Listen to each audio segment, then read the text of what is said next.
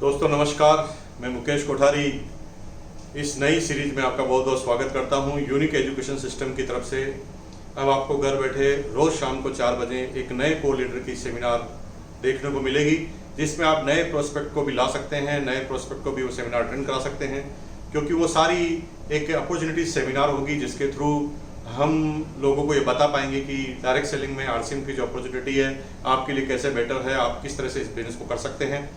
ये सारे जो एपिसोड हैं वो यूनिक एजुकेशन सिस्टम के चैनल पर ही आएंगे, इसलिए आप प्लीज़ आप इसे चैनल को आप सब्सक्राइब कीजिए ताकि आपकी टीम के सारे लोगों को इस सुविधा का लाभ मिल सके।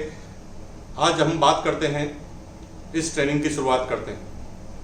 दोस्तों, मेरा नाम मुकेश कोठारी है और मैं राजस्थान भीलवाड़ा से बिलोंग करता हूँ। 1973 में मेरा जन्म भीलवाड़ा में हुआ था और मेरी education I am simply BCom. ज़्यादा पढ़ा लिखा नहीं हूँ मैं। मेरे से कई लोग यहाँ पर ज़्यादा पढ़े लिखे होंगे, समझदार होंगे, बुद्धिजीवी होंगे, बुद्धिशाली होंगे, ज्ञानी होंगे। मैं आप सब लोगों को प्रणाम करता हूँ। जीवन के हर क्षेत्रों में मेरे से ज़्यादा अनुभव आपके पास है, लेकिन मेरे पास सिर्फ आरसीएम का अनुभव है। तो क्योंकि जीवन में सीखने की जब बात आएगी तो मैं आपसे निश्चित रूप से सीखूंगा, लेकिन क्योंकि आज मैं क्यों सिखा रहा हूँ, क्योंकि आरसीएम में मेरा अनुभव आपसे थोड़ा ज़्यादा है। 1973 में जन्म के बाद अपनी एजुकेशन को पूरा करने के बाद एक प्राइवेट नौकरी से मैंने अपना करियर चालू किया था। प्राइवेट नौकरी से करियर क्यों चालू किया, बिल्कुल आप जान सकते हैं कि परिवार का जो इकोनॉमिकल बैकग्राउंड था ज़्यादा अच्छा नहीं था, इसलिए प्राइवेट नौकरी से मुझे शुरुआत करनी पड़ी। 1973 में जन्म के बाद अपनी बीकॉम का एग्ज़ाम देने के बाद मैंने एक प्राइवेट नौकरी से अपना करियर चालू किया। 750 रुपये, 750 रुपीज़ ओनली। 750 रुपये में मैंने नौकरी की। परिवार का इकोनॉमिकल स्टेटस ठीक नहीं था। 6 भाई बहनों का मेरा परिवार था। पूरी फैमिली में सबसे छोटा था मैं। 6 भाई बहनों का परिवार आप ही सुनकर आपको थोड़ा आश्चर्य हो रहा होगा, लेकिन मैं आपको बता दूं कि मैं पूरी फैमिली में सबसे छोटा हूं और मेरी जो एज है लगभग 46 है। तो आप समझ सकते हैं कि मेरे जो मदर और फादर की एज क्या होगी।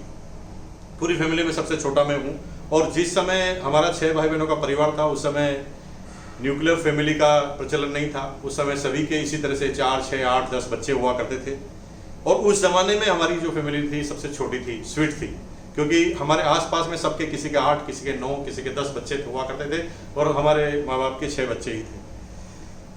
यूँ तो सबसे छोटा वाला बच्चा लाडला होता है, लेकिन दोस्तों वो तब होता है जब परिवार एकदम संपन्न होता है।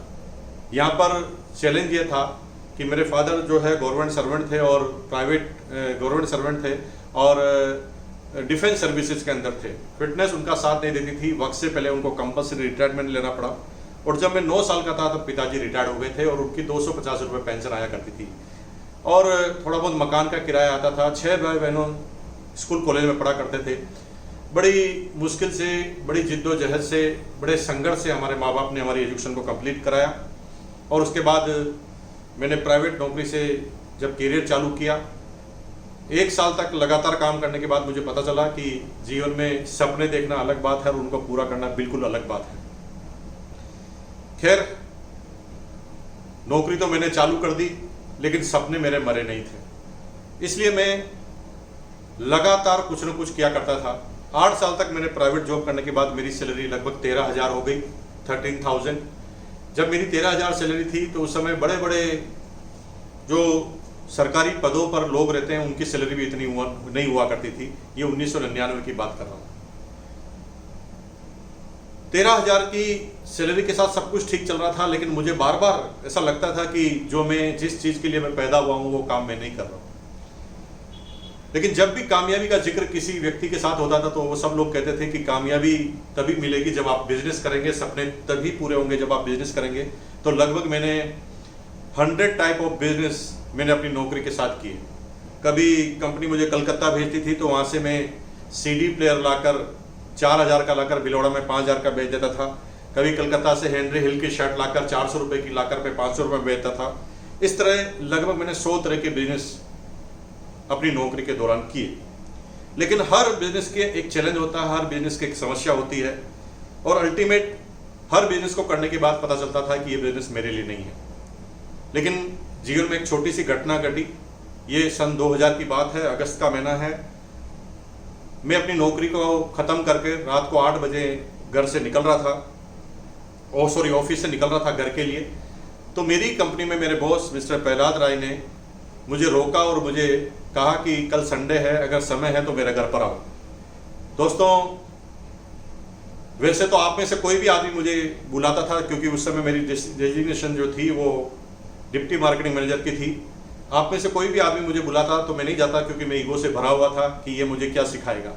लेकिन बॉस ने बुलाया था, इसलिए मैं गया।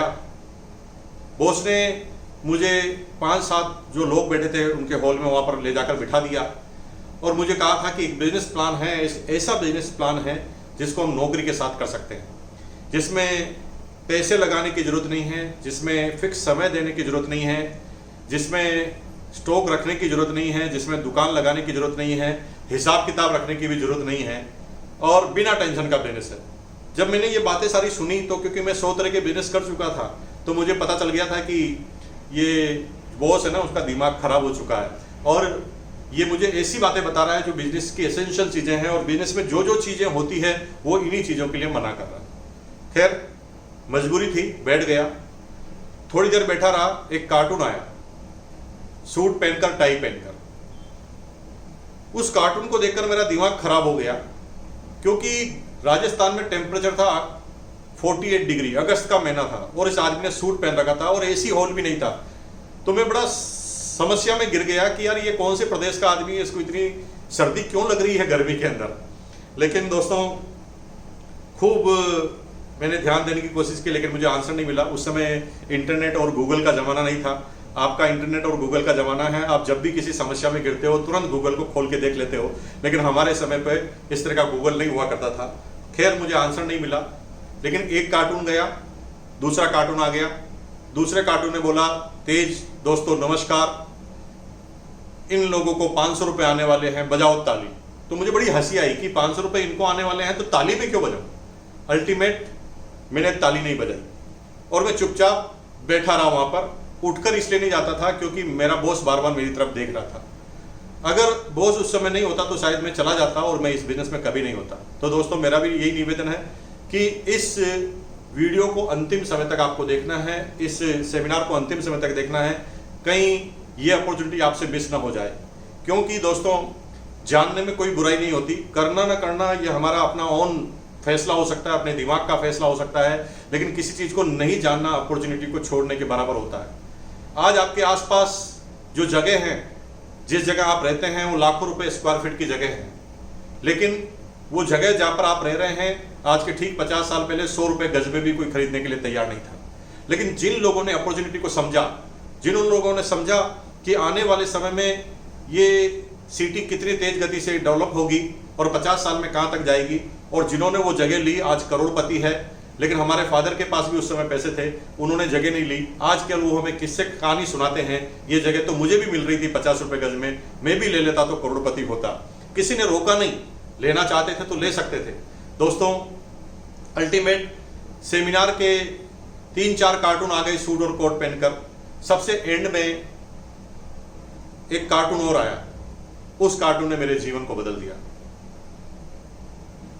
उन्होंने आकर 5-7 मिनट तक तो ऐसी बात की जो मुझे समझ में नहीं आई, लेकिन 5-7 मिनट बाद वो कुछ किस्से कहानी सुनाने लगे और उनकी सारी कहानी प्रेमिका और प्रेमी को लेकर थी और मेरी एज भी उसी समय की थी और मैं बड़ा इंटरेस्ट से उसको सुनने लगा। और थोड़ी देर बाद मैं सोच कर परेशान होने लगा। और दोस्तों, थोड़ी देर बाद तो मैं भूल ही गया कि मैं क्यों सेमिनार में आया। मैं तेज हंसने लगा, चिल्लाने लगा, चीखने लगा। और जब मैं ऐसा तेज हंस रहा था तो मेरा बॉस देखकर वो भी मुस्कुरा रहा था, वो भी खुश हो रहा था। लेकिन मुझे ये समझ में नहीं आया कि ये बॉस मुझे देखकर क्यों मुस्कुरा रहा है। अब जाके मुझे समझ में आया कि वो इसलिए मुस्कुरा रहा था क्योंकि वो सोच रहा था कि मेरा काम हो गया, ये हंस गया, इसका मतलब ये बिजनेस समझ गया है और ये मेरे साथ बिजनेस करेगा। दोस्तों, अल्टीमेट सेमिनार खत्म हुई, मैं घर पर गया। अगले दिन जब ऑफिस में गया तो पियोन ने मुझे जाते ही बताया कि बॉस ने आपको याद किया है। मैं बॉस के चैम्बर में गया तो बॉस ने पहली बार मेरे साथ मुस्कुरा कर कहा, वेलकम, आइए बैठिए, और मेरे सामने पानी की गिलास पकड़ाई, गिलास को आगे खिसकाया। तो मुझे बड़ा आश्चर्य हुआ। ये बदला बदला सा स्वभाव बॉस का मुझे जीवन में पहली बार दिख रहा था। ऐसा बॉस ने कभी भी मेरे साथ नहीं किया।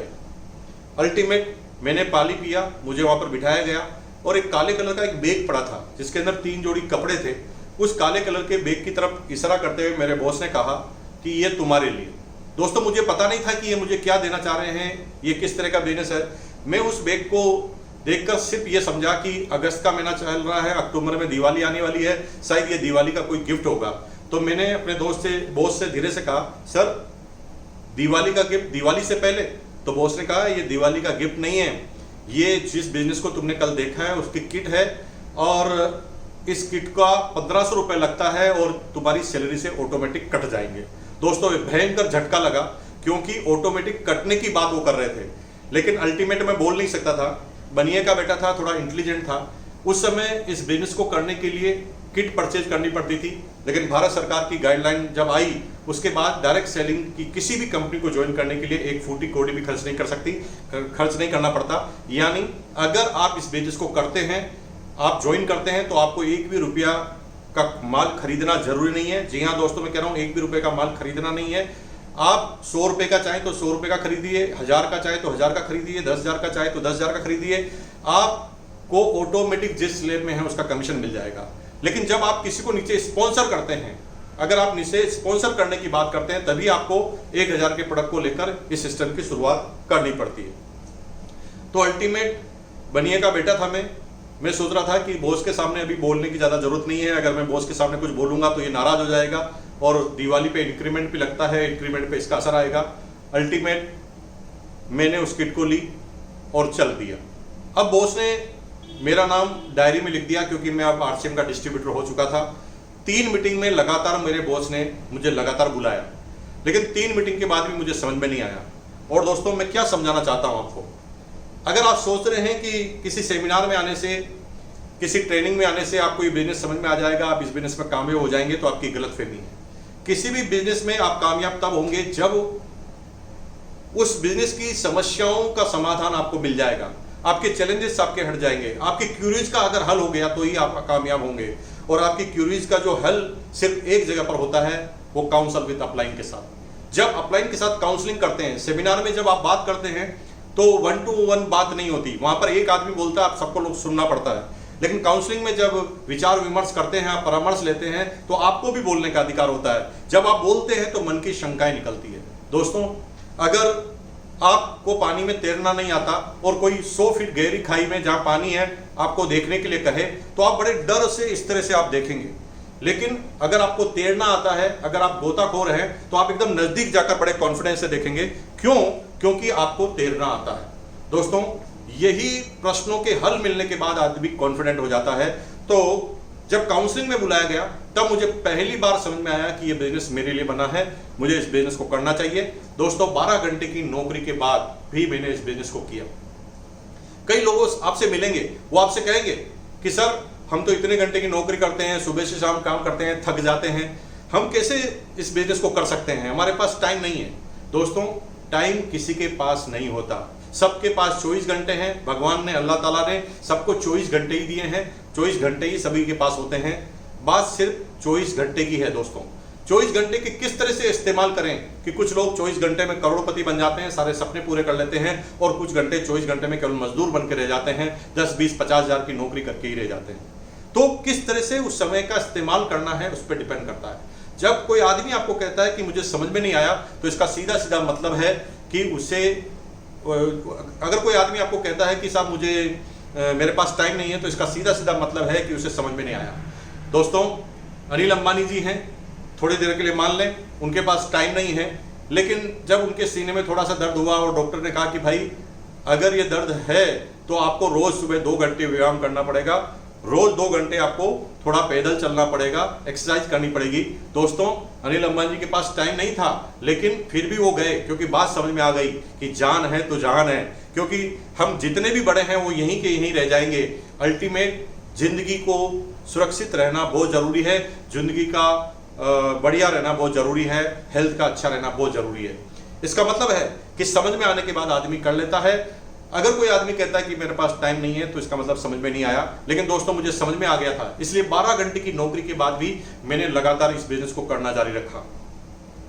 पार्ट टाइम, स्पेयर टाइम, रोज जब ऑफिस के लिए घर से निकलता था तो 1 घंटे पहले, ऑफिस से जब आता था तो 1 घंटे बाद आता था, लोगों से मिलता था, मीटिंग और सेमिनार के इनवाइट करता था। और सैटरडे संडे का जो मेरा टाइम होता था, उस सैटरडे संडे के दिन मैं बड़ा ही बिजी रहता था। दोस्तों, मैं शुक्रिया अदा करना चाहूँगा मेरी वाइफ का, जिन्होंने मुझे पल पल सहयोग दिया और कभी भी ऐसा मुझे एहसास नहीं होने दिया, क्योंकि मैंने डे 1 से ही अपनी वाइफ को इस बिजनेस में इन्वॉल्व कर लिया था। उन्हें बता दिया था कि कोई सपने पूरे होंगे तो इसी बिजनेस की वजह से होंगे, और जब उनका विजन क्लियर हुआ तो उन्होंने भी मुझे रोकना बंद कर दिया और अल्टीमेट मैंने तेज गति से काम करना चालू किया। सैटरडे संडे में मैं 175 से लगाकर 250 किलोमीटर तक का स्कूटर पर सफर तय कर लेता था। एक एक व्यक्ति को समझाने के लिए हम चले जाते थे, क्योंकि मामला क्लियर था।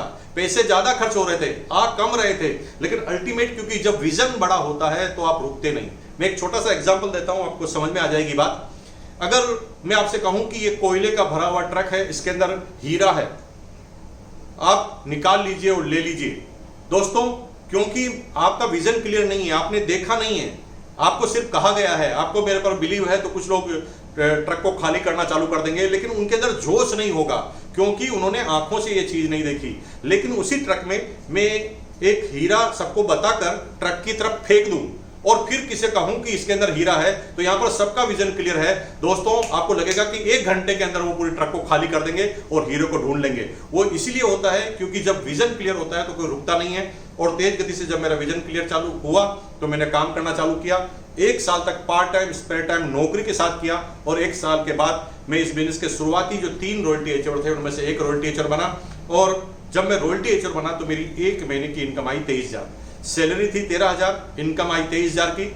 लेकिन मजे की बात है, सबसे ज्यादा सीखने का विषय यह है कि इस बिजनेस में आपकी टीम चार्ज किस चीज से होती है। आपकी टीम चार्ज लोगों के कमीशन को देखकर नहीं होती, आपकी टीम चार्ज होती है आपके कमीशन को देखकर, आपकी इनकम को देखकर, आपकी लाइफस्टाइल को देखकर। लेकिन जब मुझे 23,000 का कमीशन मिला और भिलवाड़ा की पहली एनिवर्सरी के अंदर मुझे ट्रॉफी से टीसी छाबड़ा जी ने सम्मानित किया, दोस्तों वो सम्मान देखकर, वो मेरी प्रमोशन को देखकर, जो बीसी छाबड़ा जी ने प्रमोशन किया, मेरी टीम के जो 50 आदमी हैं उनके विजन क्लियर हो गए। उन्हें लगा कि ये आदमी हमारे साथ जीरो से काम चालू करता है और 1 साल में रॉयल्टी एचर बन सकता है, तो हम क्यों नहीं। और अल्टीमेट मेरी टीम के सारे लोगों ने काम चालू कर दिया। दोस्तों, दुनिया का सबसे बड़ा विषय है करके बताओ। अगर आप सिर्फ बोलेंगे कोई आपकी बात नहीं मानेगा, लेकिन जब आप करके बताएंगे तो सामने वाले को विजन क्लियर हो जाएगा। जैसे मैं आपसे कहूं कि मैं अभी यहां से घर से यहां पर आ रहा था तो मैंने 100 फीट का हाथी देखा, तो आपको बिल्कुल भी मजा नहीं आएगा और आप सोच लेंगे कि मैं 100% झूठ बोल रहा हूं। लेकिन अगर वो हाथी मैं आपको दिखा दूं तो बिलीव होगा कि नहीं होगा? आपको 100% बिलीव होगा, क्योंकि आपने देख लिया। जब आप अंतर्मन की आंखों से किसी चीज को देख लेते हैं तो आपका बिलीव पैदा हो जाता है, फिर आपको कोई रोक नहीं सकता।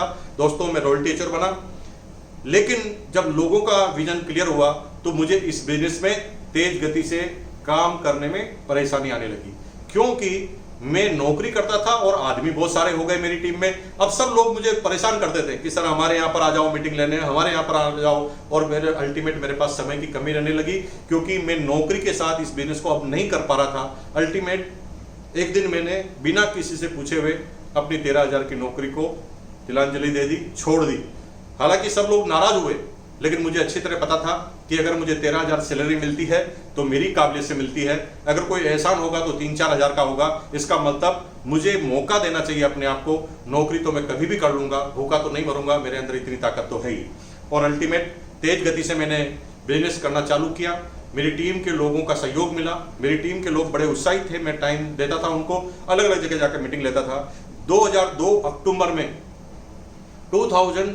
अक्टूबर में मैं इस बिजनेस का सबसे बड़ा अचीवर बना और मेरा 1 महीने का कमीशन 2,85,490 रुपए, 2,85,490 रुपीज। ये बात बता रहा हूँ 2002 की। उस समय मारुति 800 जो है ना 1,75,000 की आती थी और मैंने एक चुटकी से उस कार को खरीदा था। उससे पहले जब मैं कार लेना चाहता था तो मुझे किसी ने 50,000 का लोन देने से भी मना कर दिया था।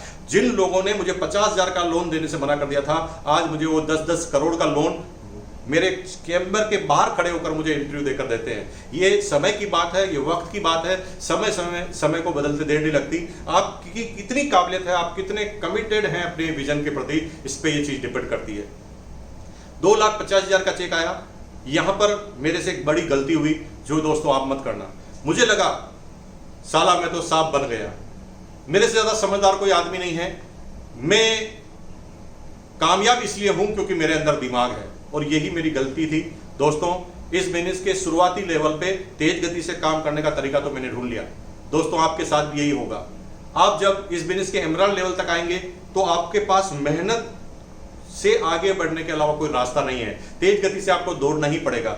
लेकिन जब आप एमराल्ड से ऊपर की पिन पर जाएंगे तो वहां पर आपको दौड़ने से काम नहीं चलेगा। आपको मैनेजमेंट सीखना पड़ेगा, आपकी टीम की डुप्लीकेशन को, पावर को समझना पड़ेगा, आपकी टीम को हैंडल करना पड़ेगा। उस समय आप दौड़ लगाएंगे तो 30 ही दिन है, समय आपके पास कम पड़ने लग जाएगा, टीम के लोग नाराज होने लग जाएंगे, तो आपको सिस्टम का निर्माण करना पड़ेगा। लेकिन दोस्तों, मुझे सिस्टम बनाना नहीं आता था। उसका अल्टीमेट रीजन क्या था कि मेरा बिजनेस अब बढ़ने की बजाय गिरने लगा, क्योंकि लोगों में असंतुष्टि आने लगी, क्योंकि मैं अब लोगों के पास टाइम नहीं दे पा रहा था और मेरी टीम में मेरे अलावा कोई डुप्लीकेट लीडर नहीं था। और अल्टीमेट मेरा बिजनेस गिरा, इतना गिरा कि दोस्तों, अगर मैं सही बताऊं तो 2500 रुपये का कमीशन आ गया था 2,85,000 के बाद। भगवान न करे कभी आपके साथ ऐसा हो। टोटल इनकम का 1%। I am in the depression. मुझे समझ में नहीं आ रहा था कि मुझे क्या करना चाहिए।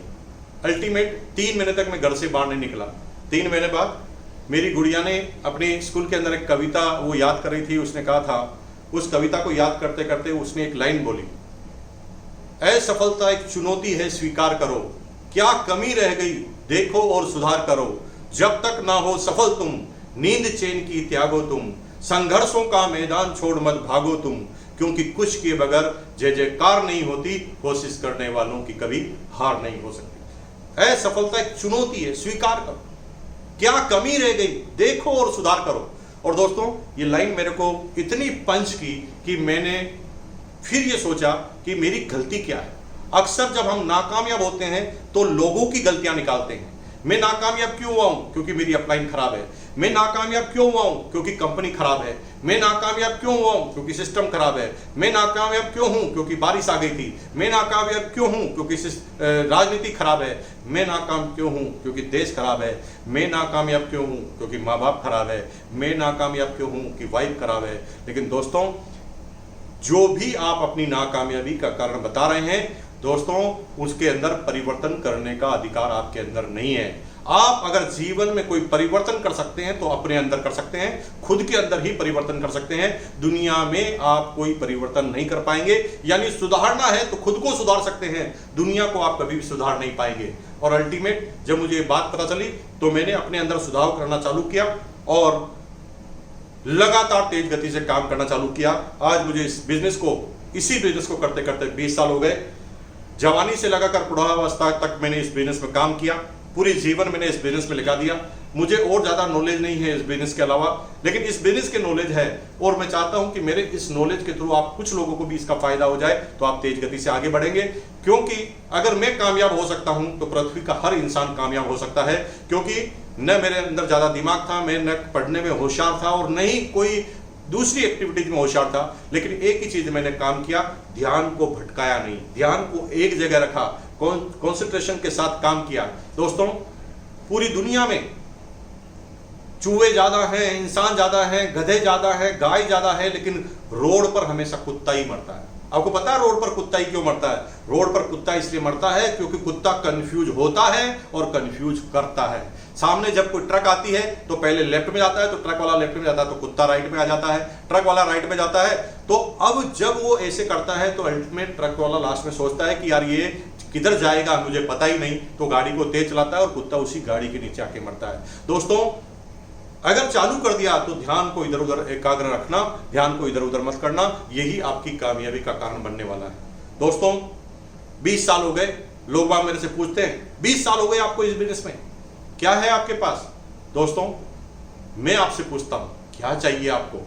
अगर आपकी सफलता का तरीका क्या है? हालांकि मैं जो 20 साल में पहुंचने के बाद जो मेरी सफलता की परिभाषा है वो मेरे से आप सहमत नहीं होंगे, क्योंकि वो सहमत तब तक नहीं होंगे जब तक 20 साल का आपके पास अनुभव नहीं होगा। आपको क्या लगता है कि पैसा, गाड़ी, बंगले, नौकर चाकर यही सफलता है? तो दोस्तों, ये आपकी गलतफहमी है। बिरला जब अरबपति बन गया तब उसे बिरला मंदिर बनाने की याद आई। टाटा खरबपति बन गया तब उसे टाटा मेमोरियल हॉस्पिटल बनाने की याद आई। इसका मतलब है अल्टीमेट आदमी जीवन में संतुष्टि के लिए दौड़ता है, और जब आप सोचते हैं कि पैसों से संतुष्टि आएगी और जब पैसा आपके पास आता है तो दूसरी चीजें आपके यहां से गायब हो चुकी होती है, और इसी वजह से पैसा आने के बाद भी आपके पास संतुष्टि नहीं होती दोस्तों। लेकिन मैं आपका समय खराब नहीं करूंगा। अब से मैं कितनी भी आदर्श की बात करूं, जब तक आप उस चीज का अनुभव नहीं लेंगे तब तक आपको समझ में नहीं आएगी। तो चलो पैसों की बात करते हैं। क्या है पैसा, क्या होते हैं सपने, लोगों के क्या सपने होते हैं। सपना होता है कि साहब मेरे पास एक बहुत बड़ी कार, यही तो सपना होता ना कि मेरे पास बहुत बड़ी कार हो। दोस्तों मेरा भी सपना था एक समय कार का, लेकिन जब मैंने पहली कार ली थी ना मारुति 800 1,75,000 में, उस समय पूरे मोहल्ले में मेरे पास कार थी, मेरे सारे दोस्तों में केवल मेरे पास ही कार थी, किसी रिश्तेदार के पास कार नहीं थी। इतना क्रेज था कार का मुझे कि रात को 2 बजे भी मेरी नींद खुल जाती थी तो मैं कार की सफाई करता था। ये क्रेज था कार लेने का। लेकिन एक समय आया, इनकम आने लगी, तो मैंने दूसरी कार ली, टोयोटा की क्वालिस। टोयोटा कंपनी हिंदुस्तान में लॉन्च हो गई थी। फिर मैंने 6 महीने बाद ही तीसरी कार ली, इनोवा। फिर चौथी कार ली, फिर 5वीं, 6वीं, 7वीं, 8वीं, 9, 10, 11, 12, 13, 14, 15, 16, 17, 18, 19, 20 कारों पे कारें लेना पड़ी। और आज कार लेना मजबूरी है हमारी। एक समय कार लेना चॉइस होती थी, कार लेना मजबूरी क्यों है? क्योंकि बार बार चार्टर्ड अकाउंटेंट, जो हमारा अकाउंटेंट है, वो बार बार बोलता है कि सर कार ले लो, नहीं तो ज्यादा इनकम टैक्स देना पड़ेगा। दोस्तों एक दिन कार चॉइस की वजह से ले रहे थे और आज कार लेना ही मजबूरी है। इसे कहते हैं गेम चेंज। गेम चेंज अगर आपको करना है तो आपको बात को समझना पड़ेगा। क्या सपना होता है? सपना यही होता है ना कि मेरे पास एक बड़ा सा मकान होना चाहिए, बड़ा सा बंगलो होना चाहिए। दोस्तों मैंने पहला प्लॉट इसी भीलवाड़ा में लिया था, और मजे की बात है कि भीलवाड़ा में वो प्लॉट मैंने लिया था लगभग 65,000 में। उस समय 5,000 रुपए का प्रोविडेंट फंड पे लोन लेना पड़ा था मुझे। 5,000 रुपए मैंने दोस्तों से उधार लिए थे जब मैंने पहला प्लॉट लिया था नौकरी के साथ, और सोचा कि रिटायरमेंट तक मैं इस पे मकान बना लूंगा। लेकिन दोस्तों जब मैं इस बिजनेस में आया 2002 में, मैंने 28 लाख रुपए का मकान लिया, 15 लाख रुपए का ICICI बैंक से लोन लिया था। जब मैंने लोन लिया था तो बैंक वाले ने पूछा था कि लोन कितने साल में चुका दोगे, तो मैंने कहा कि मैक्सिमम कितने साल में चुका सकता हूं, तो उन्होंने कहा 15 साल में। दोस्तों आपको आश्चर्य होगा, वो लोन मैंने 6 महीने में चुका दिया। जब मैंने वो लोन चुका दिया तो मुझे लगा कि मकान ही छोटा है। फिर मैंने 1.5 करोड़ का मकान लिया, फिर तीसरा लिया, फिर चौथा लिया, फिर 5वां लिया, 6वां, 7वां, 8वां, 9वां, 10वां, मकान पे मकान ले लिए, कई जगह पर मकान ले लिए। और दोस्तों अभी तो हम कंस्ट्रक्शन का ही काम करते हैं, मकान बनाने का ही काम करते हैं। अगर आपको मकान की जरूरत है तो प्लीज आप संपर्क कीजिए, बनिया हूं इसलिए एक साथ 2-2 काम कर लेता हूं। एक दिन मकान लेना मजबूरी थी, आज मकान लेते ही जाते हैं। इसे कहते हैं गेम चेंज। अगर ये गेम चेंज करना है तो आपको आगे सुनना पड़ेगा। क्या सपने होते हैं? सपने यही तो होते हैं, बच्चे महंगी से महंगी स्कूल में पढ़े। दोस्तों मेरी एजुकेशन हुई है इसी भीलवाड़ा में, राजकीय उच्च प्राथमिक विद्यालय वार्ड नंबर 10 में। जिस बिल्डिंग में मेरी जो होटल है उसके अंदर मैं ये शूटिंग कर रहा हूं, और मजे की बात है इसी होटल वाली लाइन में ही स्कूल थी जिसका नाम था वार्ड नंबर 10। वहां पर सालाना फीस होती थी 5 रुपए। सालाना 5 रुपए फीस में मैंने अपनी एजुकेशन को कंप्लीट किया। और दोस्तों जैसे तैसे पढ़ाई पूरी की। लेकिन मेरी गुड़िया जब 4th क्लास में पढ़ती थी ना, उसकी 7 लाख रुपए फीस थी। बीट्स में बिरला इंटरनेशनल स्कूल में पढ़ती थी, 7 लाख रुपए उसकी फीस होती थी। और आज वो SD में पढ़ती है, इंटरनेशनल डिजाइन का जो स्कूल है उसके अंदर पढ़ती है, और सालाना 25 लाख रुपए उनकी फीस हुआ करती है। दोस्तों इसे कहते हैं गेम चेंज। ये गेम चेंज है तो आपको आगे सुनना पड़ेगा। क्या सपना होता है? लोगों का सपना होता है कि बीवी का ज्वेलरी बैग्स फुल हो। दोस्तों मैंने अपनी वाइफ को 2007 के बाद जब ब्रेक इवन पॉइंट मैंने तोड़ा। क्या है ब्रेक इवन पॉइंट?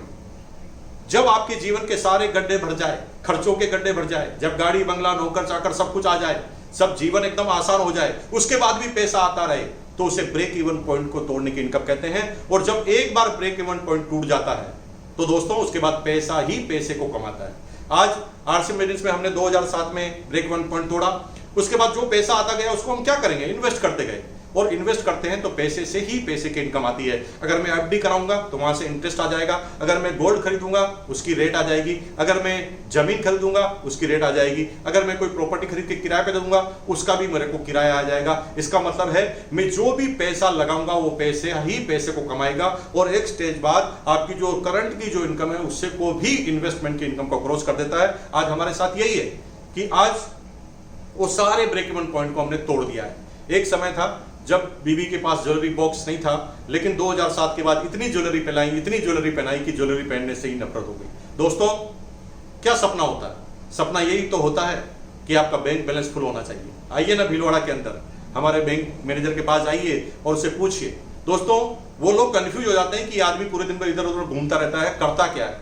दोस्तों, कई बार जब वो बैलेंस देखता है तो उसका मुंह खुला का खुला रह जाता है।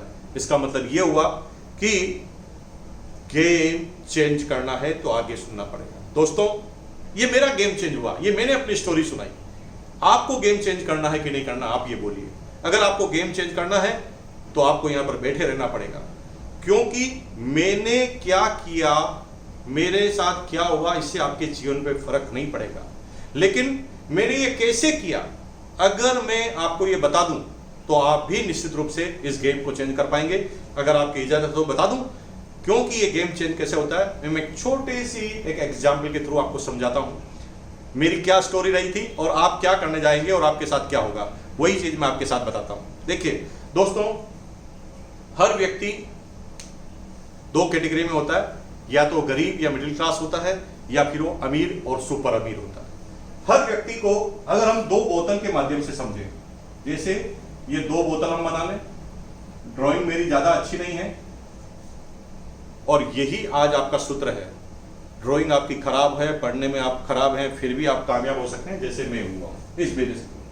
ये दो बोतल बना लेते हैं, ये दो बोतल बना दी, इसे हम मान लेते हैं ये एक गरीब आदमी की बोतल है और ये एक अमीर आदमी की बोतल। सब लोग गरीब आदमी पैसा कमाकर बोतल में डालते हैं, पैसा कमाकर बोतल में डालते हैं और हम ये पैसा कमाते जाते हैं। बोतल भरना चाहिए, जिसकी बोतल भर जाएगी वो अमीर बन जाएगा।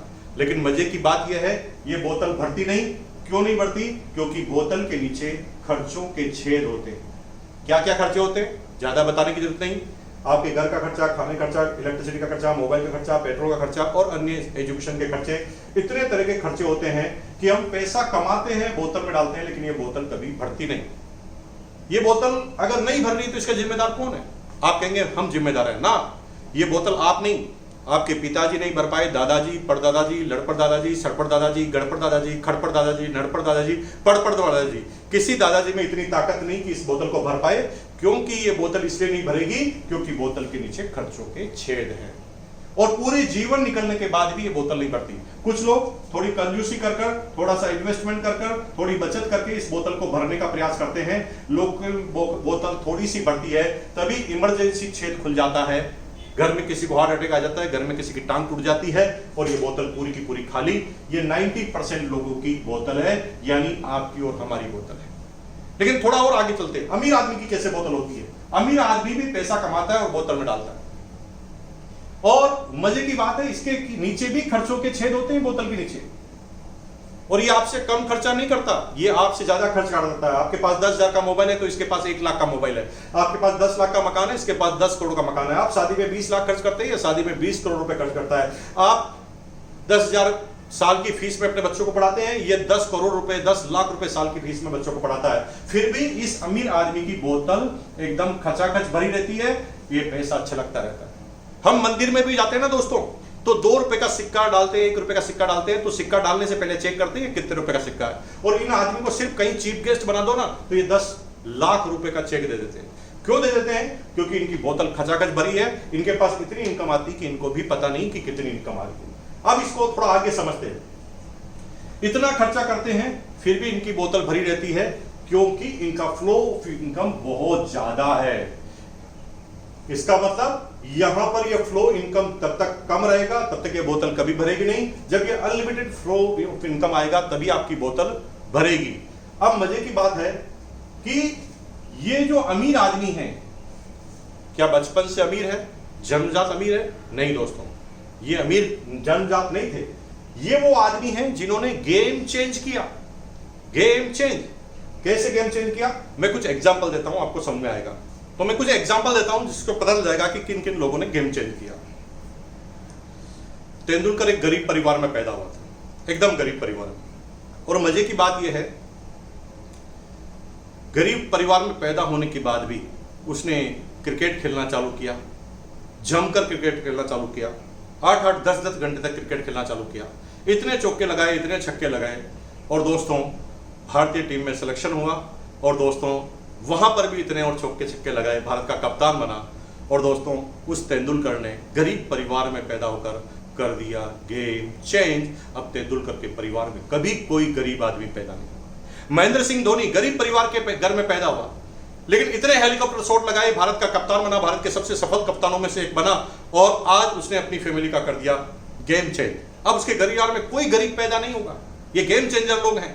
धीरू भाई अंबानी गरीब परिवार में पैदा हुए थे, प्राइवेट नौकरी से करियर चालू किया, लेकिन इतना जोरदार काम किया कि उन्होंने जब डेथ हुई थी तो 65,000 करोड़ का साम्राज्य खड़ा कर दिया गेम चेंज। अब उनके फैमिली में कभी कोई गरीब पैदा नहीं होगा।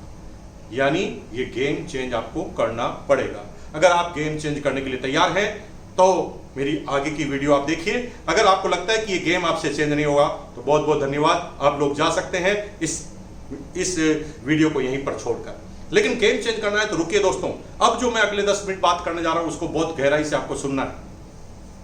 मेरा कैसे गेम चेंज हुआ, मेरी भी बोतल खाली थी, ये बोतल भरी थी, गेम कैसे चेंज हुआ वही मैं अब आपको बताने जा रहा हूं। दोस्तों हुआ क्या था, ये आरसीएम कंपनी थी। मेरा दोस्त यानी मेरा बॉस मेरे पास आया, उसने कहा कि इस आरसीएम कंपनी से जुड़ जाएगा क्योंकि मैं जुड़ा हुआ हूं। अगर तू आरसीएम कंपनी से जुड़ जाएगा, आरसीएम के प्रोडक्ट लेगा तो तेरा हो जाएगा गेम चेंज, क्योंकि तेरा खर्चे करने से इनकम आ जाएगी। ज्यादा समझता नहीं था मुझे। उसने कहा तू एक महीने में कितना खर्चा करता है? मैंने कहा एक महीने में मैं 8,000 रुपए खर्च करता हूं। तो उसने कहा कि एक साल में कितना होता है? तो मैंने कहा भाई 8 को 12 से मल्टीपल कर लो, इतना होता है। तू पूरे जीवन में कितना खर्च करेगा? तो फिर मैंने बता दिया। अब बता, तूने इतना किया खर्च और तेरे पिताजी ने कितना खर्च किया होगा, तेरे दादाजी, परदादाजी, लड़पड़दादाजी ने कितना पैसा खर्च किया, उस सारे पैसे का अगर 45% तेरे पास आ जाता था तो अमीर होता कि नहीं होता? मैंने कहा यार कैसी बात करते हो, अगर वो पैसा हमारे पास आ जाता तो हम अमीर बन जाते। लेकिन तुम्हारे पास कोई सिस्टम नहीं था अमीर बनने का। लेकिन अब जो तरीका है, इस कंपनी का नाम हमने सिलेक्ट किया है, ये कंपनी से अगर तुम जुड़ जाओगे और तुम ये कसम खा लोगे कि मैं इसी कंपनी का प्रोडक्ट लूंगा तो तुम भी अमीर बन जाओगे। तो मैंने पहला प्रश्न किया कि मैं इस कंपनी का प्रोडक्ट क्यों लूं, क्योंकि मैंने कभी इस कंपनी का नाम नहीं सुना जिसका नाम तुम आरसीएम बता रहे हो, नाम नहीं सुना। दोस्तों जब मैंने का नाम नहीं सुना तो मेरे बॉस ने मुझे एक ऐसी बात बताई जो मेरे दिमाग में अभी तक फिट हो गई। मेरे बॉस ने मुझे कहा नाम नहीं सुना ना दोस्त, इसलिए अमीर बन सकते हो। जिस चीज का नाम तुम पहले सुन लेते हो तुम कभी अमीर नहीं बन सकते। जैसे एग्जांपल, लक्स साबुन का नाम तुमने टीवी पे सुना, टीवी पर वो नाम लेकर कौन आई थी? एक हीरोइन आई थी। उस हीरोइन ने आकर उस टीवी की तरफ मुंह कर आपको बोला ये मेरे साबुन जो है ना रूप का राज है, और आपको नाम जब सुनाया गया तो आप तुरंत दुकान पर नाम लेने चले गए। मजे की बात है ये साबुन तुम लेने गए नाम सुनकर, इसलिए जो रेट लिखी है वही तुम्हें देनी पड़ेगी। लेकिन जिसने नाम सुनाया है, उस हीरोइन ने आपको नाम सुनाया है, तो मजे की बात है साबुन का कुछ परसेंटेज भाग उस हीरोइन के पास जाएगा। जब भी नाम सुनकर माल लेने जाओगे तो पैसा जाएगा, और जब भी नाम सुनाओगे तो पैसा आएगा। अमिताभ बच्चन साहब, शाहरुख खान साहब किसी प्रोडक्ट का नाम सुना रहे हैं तो उनके पास पैसा जा रहा है, और हम सुनकर जा रहे हैं तो पैसा हमारा जा रहा है। इसलिए आप पैसा लाना चाहते हो कि पैसा देना चाहते हो, ये आपके ऊपर डिपेंड करता है। यानी आज के बाद अमीर बनना चाहते हैं तो नाम सुनाने वाले बन जाओ। हो सकता है अमिताभ जितने फॉलोअर आपके पास ना हो, लेकिन आप अपने गांव के तो अमिताभ बच्चन हैं, आप अपने मोहल्ले के तो अमिताभ बच्चन हैं, आप अपने दोस्तों में तो अमिताभ बच्चन हैं। आप अपने दोस्तों के थ्रू इस चीज के बारे में आप सुनाइए। यानी नाम सुनकर माल लाओगे तो पैसा जाएगा, और नाम सुनाने वाले बनोगे तो पैसा वापस आएगा। मेरे को लगा कि यार एकदम बात सही करा। मैंने कहा ये तो बात एकदम ठीक है, साहब समझ लेंगे, अच्छी बात है। लेकिन दोस्त तुम्हारी कंपनी बनाती क्या है? तो बॉस ने कहा कि ये कंपनी अभी कपड़ा बनाती है। मैंने कहा कपड़ा तो हम साल में एक बार खरीदते हैं, तो पैसा हर महीने कैसे आएगा? तो मेरी अपलाइन ने बहुत बड़े विजन की बात बताई। उसने कहा कपड़ा तुम एक बार खरीदते हो मुझे भी पता है, लेकिन ये कंपनी सिर्फ कपड़े की नहीं है।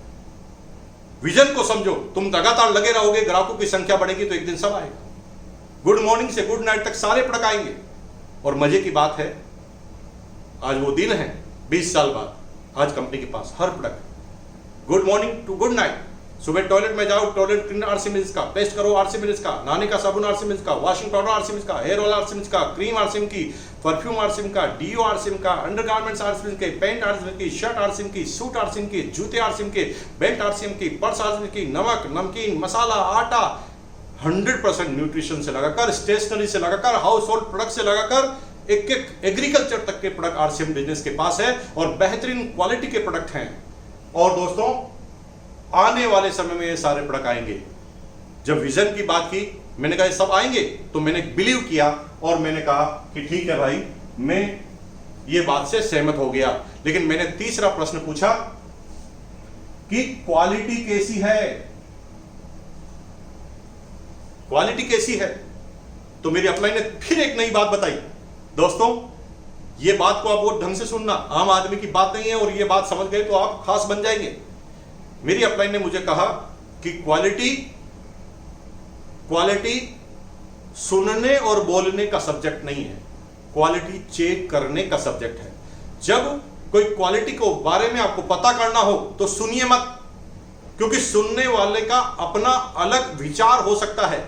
गुलाब जामुन बहुत अच्छा होता है दोस्तों, लेकिन ये गारंटी नहीं है सबको पसंद हो। इसलिए क्वालिटी के बारे में कभी किसी से पूछना नहीं, क्वालिटी के बारे में हमेशा आपको यूज करके पता करना है। अब कोई कहे कि आरसीएम का प्रोडक्ट खराब है कि अच्छा है, अब मेरे से पूछोगे कि आरसीएम का प्रोडक्ट कैसा है, तो दोस्तों मेरी तो मजबूरी है, मैं बोलूंगा अच्छा है, क्योंकि मुझे पैसा आता है। अगर मेरी बात पर आप मान लेते हैं तो आप मूर्ख इंसान हैं, आपको मेरी बात कभी नहीं माननी चाहिए। क्या करना चाहिए आपको? क्वालिटी को चेक करना चाहिए। कैसे क्वालिटी को चेक करना चाहिए? आरसीएम के शॉप पे जाइए, 10 रुपए का बिस्किट का पैकेट आता है, उसे यूज करके देख लो। नमकीन 10 रुपए में आती है, उसे यूज करके देख लो। अगर 9 रुपए में नहाने का साबुन आता है, उसे नहा कर देख लो। और 9 रुपए भी नहीं है, 1 रुपए का शैम्पू का पाउच आता है, उसे यूज करके देख लो। लेकिन आज के बाद किसी से पूछना मत क्वालिटी कैसी है, क्वालिटी यूज करने का सब्जेक्ट है। मेलोडी खाओ, खुद जान जाओ, आपको किसी से पूछने की जरूरत नहीं है। ये बात जब मैंने समझ में आई तो मैंने चौथा प्रश्न किया। चौथा प्रश्न था मेरा, रेट तो ज्यादा नहीं है, क्योंकि अक्सर कंपनियां जो क्वालिटी का दावा करती है वो मनमाने दाम में चीज लेती है। जो मार्केट में 10 रुपए में चीज मिलती है, उसकी रेट वो 20 रुपए 40 रुपए तक रखती है, और सिर्फ ये कहती है कि हमारे अंदर ये चीज डली हुई है और इस तरह का हमने अंदर विशेषता है, और वो तेज गति से ज्यादा रेट में आपको प्रोडक्ट दे देती है। तो मैंने चौथा प्रश्न पूछा रेट का, कि आपकी रेट ज्यादा तो नहीं है। दोस्तों, अगेन मेरी अपलाइन ने जो बात मुझे बताई, मेरे दिमाग में वो बात फिट हो गई। उसने कहा rate is the subject of content. Rate जो विषय वस्तु है, अंदर डाले गए सामान से रेट डिसाइड होती है। यानी जब भी किसी चीज की तुलना करनी है तो आप तुलना कीजिए उसके कंटेंट के आधार पर, क्योंकि कार 2 लाख रुपए की भी आती है, कार 2 करोड़ की भी आती है। 2 लाख की जो कार आती है ना दोस्तों, यहां से अगर आपको दिल्ली जाना है ना, तो पूरे शरीर की मसाज फ्री में हो जाती है, और कार इतनी उछलती है कि भाई अगले 4 दिन तक आपको रेस्ट करना पड़ता है। लेकिन 2 करोड़ की जो कार होती है ना, उसका गेट भी इस तरह से खुलता है, ऑटोमेटिक एसी लगे हुए हैं, मसाजर लगे हैं, आपकी सेवा करना वो गाड़ी चालू कर देती है, भीनी भीनी गाने आप सुनते हैं एक बेहतरीन म्यूजिक प्लेटफॉर्म पर। ये भी गाड़ी है दोस्तों, 2 लाख की भी गाड़ी है, 2 लाख की गाड़ी भी दिल्ली जाती है, 2 करोड़ की गाड़ी भी दिल्ली जाती है। गाड़ी में फर्क है उसकी कंफर्टनेस का, उसके कंटेंट का। लेकिन कुछ समझदार आदमी आपके आसपास बैठे होंगे, वो आपको मिलेंगे, वो कहेंगे पागल हो गया, इतनी महंगी गाड़ी खरीद के क्या करेगा, गाड़ी तो दिल्ली ही जाना है ना भाई, 2 लाख में जाओ या 2 करोड़ में। ये आम आदमी की सोच है मेरे दोस्तों। मेरे एक दोस्त को मैंने कहा कि भाई मैं 2 करोड़ की गाड़ी लूंगा, तो मेरे दोस्त ने भी ऐसे कहा 2 करोड़ की गाड़ी लेके क्या करेगा, 2 लाख की ले ले, जाना तो दिल्ली ही है। मैंने कहा भाई उस गाड़ी में बैठे तो पता ही नहीं चलता कि हम गाड़ी में बैठे हुए हैं। तो मेरे दोस्त ने कहा बेवकूफ, गाड़ी भी ले रहा और पता ही नहीं चल रहा, कम से कम ट्रैक्टर ले ले, पता तो चलेगा कि गाड़ी कैसी है। इसका मतलब यह हुआ कि सब्जेक्ट ऑफ कंटेंट। अगर आपको तुलना करनी है तो कैसे तुलना करनी मैं आपको बताता हूं। वैसे तो डायरेक्ट सेलिंग में आरसीएम बिजनेस पूरी दुनिया की, हिंदुस्तान नहीं पूरी दुनिया की एकमात्र ऐसी कंपनी है जिसका कंपैरिजन कभी भी किसी डायरेक्ट सेलिंग की कंपनी से नहीं होता। हमारे डिस्ट्रीब्यूटर हम जो कंपैरिजन करते हैं वो मार्केट के प्रोडक्ट से करते हैं। डायरेक्ट सेलिंग के कंपनी के प्रोडक्ट तो हमेशा आम रेट से ज्यादा होते हैं, उनको कोई न कोई फॉर्मूला बताने का लाना पड़ता है, मार्केटिंग की स्ट्रेटेजी लानी पड़ती है जिसके अंदर वो बताते हैं कि हमारा कंसंट्रेट फॉर्मूला है इसलिए रेट ज्यादा है। लेकिन ये बिल्कुल सत्य है कि डायरेक्ट सेलिंग की कंपनी के प्रोडक्ट हमेशा महंगे होते हैं, जो प्रोडक्ट मार्केट में मिलते हैं उससे ज्यादा महंगे होते हैं। लेकिन मैं खुश नसीब हूं कि उस कंपनी के साथ एसोसिएट हूं जहां पर किसी भी प्रोडक्ट की तुलना मार्केट की रेट से की जाती है। हमारे दोस्त जब प्रोफाइल लेके घूमते हैं, कंपैरिजन चार्ट लेके घूमते हैं, तो उसके अंदर किसी मल्टी लेवल मार्केटिंग का प्रोडक्ट नहीं होता, उसमें मार्केट के प्रोडक्ट से लेकर कंपैरिजन करते हैं। इसका मतलब हो गया सब्जेक्ट ऑफ कंटेंट। अगर आपको पता करना है तो क्या करना पड़ेगा, आरसीएम का 9 रुपए का नाने का साबुन लीजिए और मार्केट का भी 9 रुपए का नाने का साबुन लीजिए और उन दोनों को यूं घुमाकर देखिए और उसके पीछे जो कंटेंट लिखे हैं उसमें लिखिए। आरसीएम में लिखा है 76% TFM total fatty material 76%, grade A और 100% प्योर वेजिटेबल ऑयल। ये सारे कंटेंट 9 रुपए में। और मजे की बात है मार्केट में कोई भी साबुन 9 रुपए में इस कंटेंट का नहीं मिलेगा आपको। नमक आता है भाई साहब, नमक बड़ी ब्रांडेड कंपनी का 20-22 रुपए केजी आता है और आरसीएम का वही नमक 14 रुपए केजी में आपको मिलता है। इसका मतलब यह है कि ट्रिपल रिफाइंड आयोडाइज्ड साल्ट वो सेम टू सेम चीज आपको मार्केट की रेट में या मार्केट से कम रेट में वो प्रोडक्ट अवेलेबल है। दुनिया की कोई डायरेक्ट सेलिंग कंपनी ऐसी नहीं है जो इस प्रोडक्ट में, इस क्वालिटी में कोई रेट अवेलेबल कराए। तो रेट की तुलना जब आपको करनी है तो हमेशा करनी है सब्जेक्ट ऑफ कंटेंट। जब मैंने ये चारों प्रश्नों के उत्तर लिए तो मैंने सोच लिया कि मुझे इस आरसीएम को करना है। तो मेरी दोस्त ने मुझे कहा कि मैं जैसे आरसीएम से जुड़ा हूं तुम्हें भी आरसीएम से जुड़ना पड़ेगा, और अगर तुम आरसीएम से जुड़ गए तो तुम्हें जो भी प्रोडक्ट है आज के बाद आरसीएम से लेने हैं, क्योंकि ये चारों प्रश्नों का उत्तर मैंने दे दिया। अगर तुमने ये प्रोडक्ट आरसीएम के लिए तो इस प्रोडक्ट का कुछ अमाउंट तुम्हारी ही बोतल में वापस आ जाएगा। दोस्तों मजे की बात है, जो खर्चा किया है खर्चे में से इनकम, ऐसा आपकी लाइफ में कभी हुआ है तो बताइए। खर्चा करने से पैसा जाता है, खर्चा करने से पैसा सिर्फ डायरेक्ट सेलिंग आरसीएम के अंदर आता है। वही सामान जो मार्केट में लेते हो, मार्केट के लाला से सामान लेते हो तो लाला अमीर बनता है, और यहां पर आप आरसीएम से कोई सामान लेते हो तो आप ही के पास इसका पैसा आता है। जब ये पैसा मेरे पास आया, पहले मेरे घर में 226 रुपए की इनकम आई। हाथ कंगन को आरसी क्या, पढ़े लिखे को फारसी क्या। जब मेरे पास 226 आई तो मुझे पता चल गया कि 226 रुपए मेरे पास आई हैं, अगर इतना माल लेने से तो मैं और ज्यादा माल लूंगा, लोगों को और माल दिलाऊंगा तो मुझे ज्यादा इनकम आएगी। मुझे बिलीव हो गया कि 226 आते हैं तो 2000 भी आएंगे, 2 लाख भी आएंगे। लेकिन ये बात मैं समझा नहीं सकता था। समझा तब तक नहीं सकते हो जब तक आप समझाने वाले नहीं बन जाते हो। दोस्तों समझना अलग बात है, कन्विंसिंग अलग बात है। कन्विंसिंग प्रैक्टिस से आती है, कन्विंसिंग लगातार करने से आती है। लेकिन जब आप बिना समझे बताएंगे तो लोग आपसे कन्विंस नहीं होंगे। मेरे पास फ्लाइट में भी कोई आदमी बैठा रहता है तो मैं उसे समझा देता हूं, और आप अपनी वाइफ को, अपने भाई को भी ये बात नहीं समझा पाएंगे। क्यों? क्योंकि अभी आपने समझा है, समझाना नहीं आता। लगातार मीटिंग में, ट्रेनिंग में, काउंसलिंग में जाने से आप समझाने में परिपक्व होंगे। जब कम्युनिकेशन पावर आपकी आएगी तब आप इस बिजनेस में कामयाब होंगे। और ये कम्युनिकेशन पावर को डेवलप करने में लगभग 1 से 1.5 साल का समय लगता है, और लगातार ये काम करते हैं तो 4 से 5 साल में आप कामयाब व्यक्ति की तरफ श्रेणी में आ जाते हैं। तो मैंने माल खरीदा और मुझे ही इनकम आ गई, तो मैं अपने दोस्तों के पास गया। मेरे उस समय 8-10 दोस्त होते थे। मैं दोस्त के पास गया। मैं पढ़ाई में ज़्यादा होशियार नहीं था, मैं नौकरी करने लग गया, लेकिन वो बड़े एग्जाम की तैयारी कर रहे थे। आज मेरे कई दोस्त डॉक्टर हैं, विदेशों में सर्विस करते हैं, इंजीनियर हैं।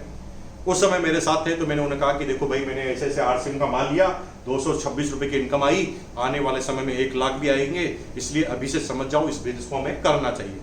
तो मेरा दोस्त मेरे ऊपर बहुत तेज हंसा। उसने मुझे धीरे से कहा कितने आएंगे? मैंने कहा 1 लाख।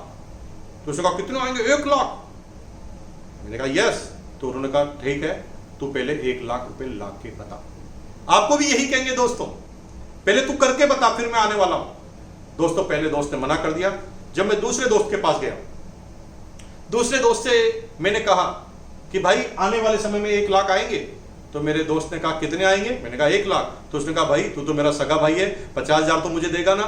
उसने भी मुझे मना कर दिया। जिस भी दोस्त के पास गया उसने कोई ना कोई बहाना देकर मना कर दिया।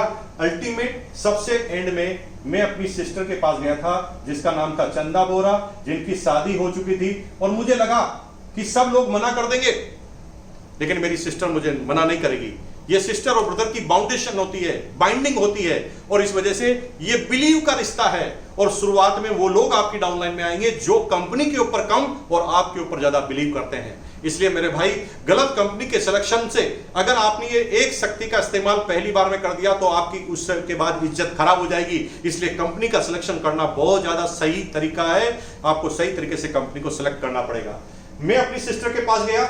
सिस्टर जिया जी के मिर्च का होलसेल का कारोबार था। मैं अपनी सिस्टर के पास गया और सिस्टर ने को मैंने कहा कि सिस्टर तुझे जोड़ना है। तो मेरी सिस्टर ने कहा हम तो पहले जुड़े हुए भाई बहन है। तो मैंने कहा नहीं नहीं, वो वाला जोड़ना नहीं, मुझे इस बिजनेस में जोड़ना है। तो मेरी सिस्टर ने RCM का नाम सुने बगैर, प्रोडक्ट को सुने बगैर, कोई प्लान देखे बगैर मेरी सिस्टर ने एक ही लाइन कही, अरे तू लेकर आया है तो जुड़ जाएंगे ना। ये बिलीव का रिश्ता है दोस्तों। यहां पर RCM नहीं देखा जा रहा है, यहां पर सिर्फ सिस्टर ये देख रही है कि उसका ब्रदर उसके पास कुछ लेकर आया है और उसका ब्रदर उसके लिए गलत नहीं कर सकता।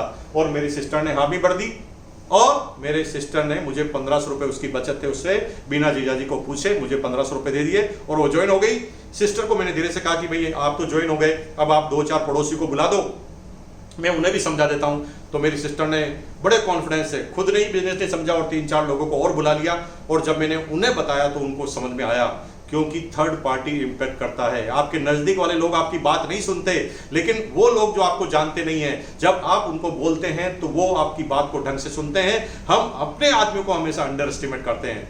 मेरे 3-4 लोगों ने, उनकी सिस्टर के 3-4 सहेलियों ने इस बिजनेस को ज्वाइन किया और सिस्टर ने, पहले मैंने RCM का माल लिया तो सिस्टर के घर में इनकम आ गई। जी हाँ दोस्तों, सिस्टर के घर में 512 रुपए आ गए। अब सिस्टर के घर में तो 512 आ गए, लेकिन सिस्टर के माल लेने से मेरे पास भी इनकम आ गई। जब सिस्टर को 512 आए, जीजा जी ने अपना अकाउंट स्टेटमेंट देखा तो उन्होंने कहा ये 512 कहां से आ गए, मैंने तो कुछ लिया नहीं, कुछ किया नहीं। तो मेरी सिस्टर ने कहा मुकेश आया था, उसने ऐसे प्लान बताया, अपने 3-4 लोगों को ज्वाइन कराया, मेरी सहेलियों को ज्वाइन कराया और ये माल लेने से 500 रुपए 12 रुपए आ गई। तो जीजा जी को बहुत आश्चर्य हुआ, माल लेने से इनकम आ गई। तो इन्होंने फोन पर अपने जीजा जी को बता दिया। जो जीजा जी का नाम मैं बता रहा हूं, ये सिस्टर का नाम है चंदा बोरा। चंदा बोहरा, सी इज रूबी पिनेचिवर नाउ। और मजे की बात है, 1 महीने की इनकम आती है 2,50,000 रुपए पर मंथ वर्तमान में, सिर्फ एक बिलीव करने की वजह से। अब मेरे जीजाजी ने, उनके जीजाजी हैदराबाद में रहते थे, mister ML Ruglecha, mister Dilip Kulkarni और तमाम जो नीचे 25-30 एमराल्ड पिनेचिवर एमराल्ड एंड अबव, वो मेरी सिस्टर के जीजाजी की डाउनलाइन के अंदर है। और मजे की बात है कि जीजाजी ने जीजाजी को बताया कि ऐसे माल लेने से इनकम आई। तो जीजाजी ने कहा कि ऐसा कोई काम है तो हमें भी बताओ। अब भीलवाड़ा से बिजनेस हैदराबाद में निकल गया। हैदराबाद वाले जीजाजी ने RCM का माल लिया तो जीजाजी को इनकम आ गई, मेरी जीजी को इनकम आ गई और मुझे भी इनकम आ गई। अब ये पूरा बिजनेस प्लान मुझे समझ में आ गया। मुझे समझ में आ गया कि बिजनेस को कैसे करना है। फिर मैं अब कॉन्फिडेंट हो गया कि ये बिजनेस कैसे चलता है थर्ड पार्टी के थ्रू। अब लोगों के पास मैं जाने लगा और मैंने कहने लगा कि भाई आप कुछ मत करो, अपने साले को, अपने जीजा को पकड़ के लाओ। और मजे की बात है, आज मेरी टीम में 1 करोड़ से ज्यादा जीजा साले हैं और 1 करोड़ से ज्यादा जीजा साले होने की वजह से आज मेरे पास टाइम बहुत है। दुनिया में सबके पास 24 घंटे हैं। 1 करोड़ लोग 1 मिनट भी काम करें तो मेरे पास एक दिन में 1 करोड़ मिनट है। पैसा इतना है कि दोस्तों खर्च नहीं करते उससे पहले आ जाता है, बार बार इन्वेस्टमेंट करना पड़ता है। और इस इन्वेस्टमेंट का नतीजा है कि आज इस होटल में बैठकर मैं आपके सामने ये लाइव आ रहा हूँ। ये पूरी होटल 3 स्टार होटल जो अभी बंद पड़ी है, इसके अंदर मैं शूटिंग कर रहा हूँ। और मजे की बात है, ऐसी और भी होटल्स हैं, मेरे और भी कई तरह के बिजनेस है। ये इस वजह से हुआ क्योंकि पैसा आएगा तो करेंगे क्या, पैसा आएगा तो पैसा इन्वेस्टमेंट ही आपको करना पड़ेगा। आज लाइफस्टाइल ऐसी है कि समय मेरे पास खूब सारा है, पैसा मेरे पास खूब सारा है और सबसे दोस्तों सबसे ध्यान देने वाली चीज है सिक्योरिटी। जी हाँ दोस्तों, सिक्योरिटी।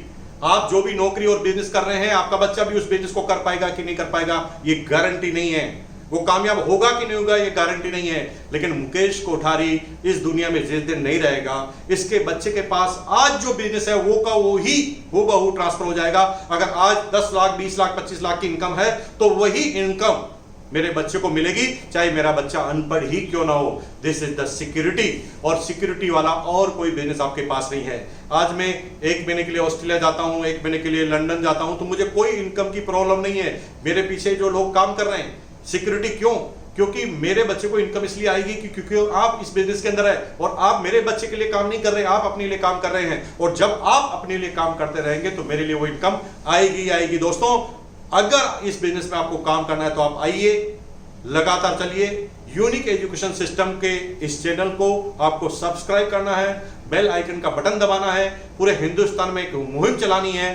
रोज शाम को 4 बजे, ये लॉकडाउन पीरियड तक रोज शाम को 4 बजे एक नए लीडर से आपकी मुलाकात होगी। और कल जो लीडर की मुलाकात होने वाली है, द डायमंड मिस्टर सुरेंद्र वश से मुलाकात होगी। चैट विद सुरेंद्र वश जो उनका चैनल है पूरे वर्ल्ड में फेमस है। आज हिंदुस्तान में डायरेक्ट सेलिंग के बारे में कोई रोड मैप लेकर आए हैं तो मिस्टर सुरेंद्र वश है, जिनको सुनने का मौका मिलेगा। दोस्तों, बहुत अच्छा लगा।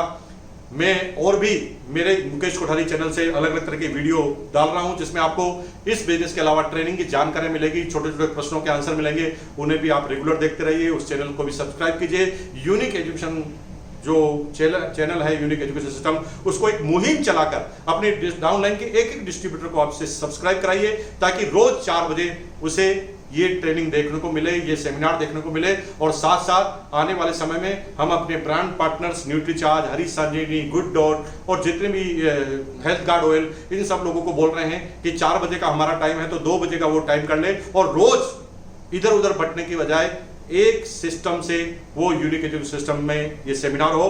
बहुत बहुत धन्यवाद। फिर 15 दिन बाद आपसे मैं मिलूंगा, लेकिन रोज एक कोर लीडर से आप मिलेंगे। बहुत बहुत धन्यवाद। Thank you once again.